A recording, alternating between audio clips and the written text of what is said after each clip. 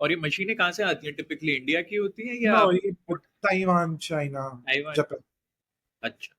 तो जी। ये तो हो गया जी बिजनेस। आप थोड़ा बात करते हैं शारदा के बारे में, कैसा एक्सपीरियंस रहा, क्या रहा, और फिर आपने पेपर देने का मन बनाया नहीं बनाया, मतलब वो तो आपने बताया, वो आप थोड़ा बात करते हैं।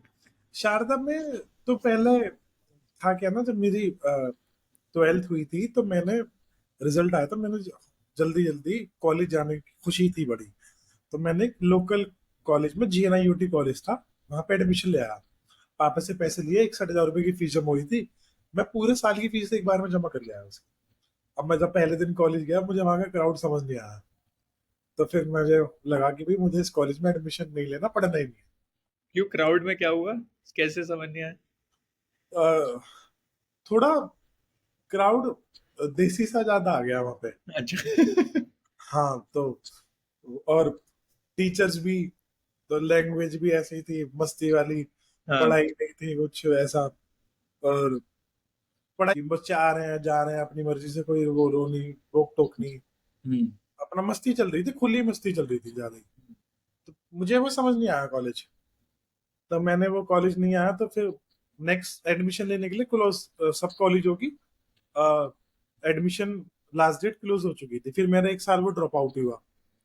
तो फिर मैंने 2016 में एडमिशन लिया दोबारा। 2016 में जब शारदा में मैं गया, शारदा कॉलेज ठीक लगा मुझे। क्राउड भी सही था वहां पे, और बच्चे भी बाहर से भी काफी थे, और जो टीचर्स भी वहां के ठीक लगे, और कैंपस भी ठीक लगा। उस कॉलेज का कैंपस भी मुझे समझ नहीं आया था। तो शुरू में एक साल तो अच्छा गया, अटेंडेंस भी 70 जाती थी, 70 75।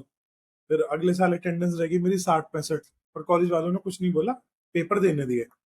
तीसरे साल अटेंडेंस रहेगी मेरी 25%, वो बिजनेस में इन्वॉल्वमेंट ज्यादा होगी। तो उन्होंने फिर 9 सब्जेक्ट्स होते थे, 9 में से 6 में मुझे डिवाइड कर दिया। 3 हालांकि मैंने दिए फिर मैंने पता करा पेपर कैसे दें छे। उन्होंने बड़ा लेंदी प्रोसीजर बता दिया उसका। वो हिम्मत नहीं हुई उस प्रोसीजर को फॉलो करने की। तो मैं फिर कॉलेज कभी फिर गया ही नहीं। अब तो 25% में उन्होंने देने नहीं दिया, फिर आपने सोचा अब क्या ही देना।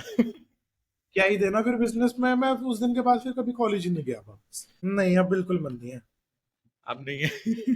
पर जैसे अब कई लोग कहते हैं भाई आपको कॉलेज में कुछ ऐसी चीज फायदे मिले जो आपको बिजनेस में, या मतलब इसको कैसे आप देखोगे कि भाई कॉलेज का कोई बेनिफिट लगा आपको बिजनेस के लिए? बेनिफिट तो होता ही है। आप अगर कॉलेज जाते हो, स्टडीज करते हो हायर लेवल की, बेनिफिट तो होता ही है। ऐसा नहीं होता कि आप कॉलेज जा रहे हो अपने। मैंने इंटरनेशनल बिजनेस में कोर्स करा था। बेनिफिट तो होता ही है, चीजें सिखाई जाती हैं, बिल्कुल ऐसा नहीं है। और अगर मुझे ऐसा लगता है, मैं अपनी ग्रेजुएशन पूरी करता और MBA भी आगे करता, तो हो सकता है मैं 160 के 220 कर चुका होता इस साल तक। कुछ ना कुछ बेनिफिट तो होता है कॉलेज का। पढ़े जब आप पढ़ लेते हो, आपको चीजें सिखाई जाती है ना, तो आप उसको एग्जीक्यूट भी करते हो। थोड़ा आपको चीजें समझ में आती हैं कि आप बेहतर और कैसे कर सकते हो चीजों को। तो तो मैं भी जब प्लेसमेंट करता हूँ अपने अपनी कंपनी में, मैं भी डिग्री देखता हूँ किसने क्या करा है। मैं तो यूं ही भर्ती नहीं करता भी तूने 12th कर रखा है आज आप भर्ती हो जा। डिग्री देखता हूँ उसकी क्या करा है। तो अभी आपने कैसे सीखा फिर बिजनेस में? जैसे कहा कि भाई अगर आप पढ़ लेते हो तो आपको समझ थोड़ा आ जाता है, फिर आप एग्जीक्यूट मुझे करते हो, मुझे फिर करते हो, तो 160 भी कैसे किया अगर वो एक्सपीरियंस नहीं था?